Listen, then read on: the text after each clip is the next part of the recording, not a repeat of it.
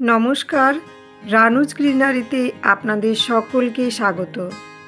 আপনারা গাছটি দেখে কি বুঝতে পারছেন এটি কিসের গাছ এবং এই বীজটি বা কিসের বীজ? হ্যাঁ, এটাই বোঝাবো। এই বীজগুলি থেকে আমি আজকে চারা তৈরি দেখাবো। এটি আমার একটি কাঞ্চন ফুলের গাছ, যেটি আমার বাগানে আছে। প্রচুর ফুল হয়। আমার বাগানে কাঞ্চন ফুলের গাছ থাকবে এবং তাতে আমি প্রতিদিন সকালে এক টালি করে ভর্তি ফুল তুলব, এটা আমার অনেক দিনের শখ ছিল এবং শখটি আমার এই গাছটি প্রথম পূরণ করেছে। এই গাছটি থেকে আমার কিন্তু একটি ডালি ভর্তি ফুল হয়ে যায়। প্রত্যেকটি ডগাতে প্রতিদিন ফুল ফোটে প্রচুর পরিমাণে এবং আমি আরও গাছ তৈরির জন্য এর বীজ তুলে এনে এই নতুন ছোট ছোট ডাব্বাতে পুঁতে রেখেছিলাম। দেখতে পাচ্ছেন কিভাবে এক একটি বীজ থেকে ছোট ছোট চারা তৈরি হচ্ছে। এখানে আমি বালি এবং বাগানের মাটি সমপরিমাণ ব্যবহার করেছি।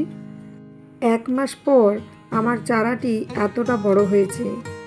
এইভাবে খুব সহজেই আপনি বাড়িতে চারা তৈরি করতে পারেন। কাঞ্চন ফুলের প্রতিস্থাপনের ভিডিও আমার চ্যানেলে আগেই আছে, আপনারা চাইলে দেখে নিতে পারেন। এই ভিডিও ডেসক্রিপশনেও তার লিংক দিয়ে দেব।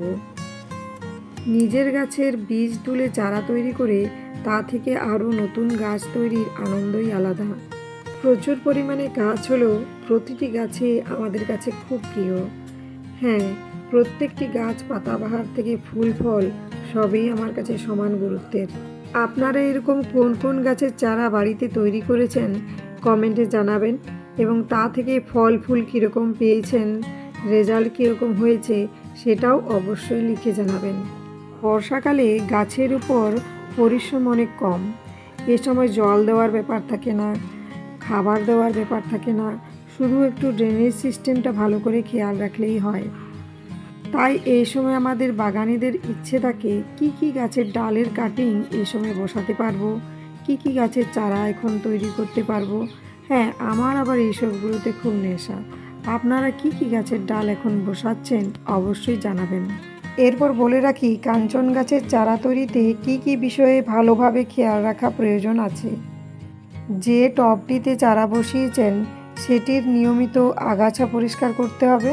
টবটিতে যেন জল জমা হয়ে না থাকে সেটি খেয়াল রাখতে হবে এবং কাঞ্চন গাছ যেহেতু খুব সূর্যালোক পছন্দ করে সেজন্য এটিকে রোদে রাখতে হবে এবং গাছটি লাগালে কীরকম পরিমাণ ফুল হয় দেখতেই পাচ্ছেন। আশা করি আপনাদের ভিডিওটি অবশ্যই ভালো লেগেছে এবং যদি ভালো লেগে থাকে লাইক, শেয়ার, সাবস্ক্রাইব করতে ভুলবেন না কিন্তু।